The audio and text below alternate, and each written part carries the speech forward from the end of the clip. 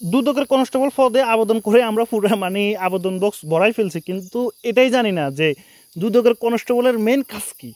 তো আমি তোমাদেরকে একটা ভালো একটা হিন্টস দিই, সেটা হচ্ছে দুদকের মূলত যেগুলো কাজ সবচেয়ে পাওয়ারফুল একটা চাকরি এবং কি সবচেয়ে টপ লেভেলের, যেখানে মানে বড় লোকরা থাকে, যে আমরা যেটা বুঝি বাংলাদেশের গুলশান, তারপর মানে আর বিভিন্ন ভালো ভালো জায়গায় হচ্ছে কি ওদের চলাফেরা, ওদের কাজকর্ম, আর ওদের যে ওটা মেন কাজ ওটা খুবই নর্মাল কাজ ভাই। ওর তো মানে ওগুলো চিন্তা ভাবনার বাইরে ভাই, ও তো হার্ড কোনো কাজ নেই ভাই। এটা দেখতে পাচ্ছ থানায় জিডি করা বা এফআইআর লেখা, তারপর হচ্ছে গিয়ে তোমার নিয়মিত টহল করা। আরেকটা কথা বলে রাখি, আমাদের তুমি যদি দুদকের কনস্টেবলে আবেদন করে থাকো তাহলে অবশ্যই আমাদের পেজটা ফলো এবং লাইক করে রাখবো অথবা সাবস্ক্রাইব করে রাখবে, ঠিক আছে।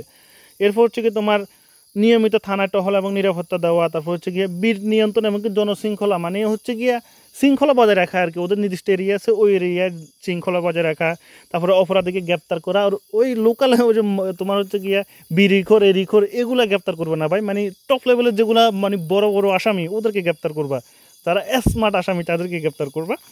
তারপর হচ্ছে মিছিল সমাবেশ, তারপর হচ্ছে বিবিআইপিতে তোমার হচ্ছে গিয়া ডিউটি মানে ডিউটির দায়িত্ব পালন করা, তারপর আদালতে মানে আসামি নিয়ে যাওয়া, এরপর হচ্ছে গিয়ে জনসাধারণকে নিরাপত্তা দেওয়া, বিভিন্ন সচেতনমূলক কাজ করা ভাই। এগুলো মানে মানে তোমার যদি চাকরিটা হয়ে যায় তুমি ভাই আকাশের চাঁদ ধরে ফেলছো ভাই। এটা হচ্ছে সবচেয়ে টপ লেভেলের এমনকি হাই কোয়ালিটির একটা চাকরি।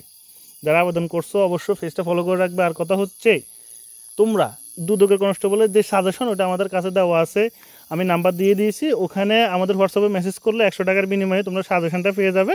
তোমার হচ্ছে গিয়ে কমন আসার সম্ভাবনা 80%।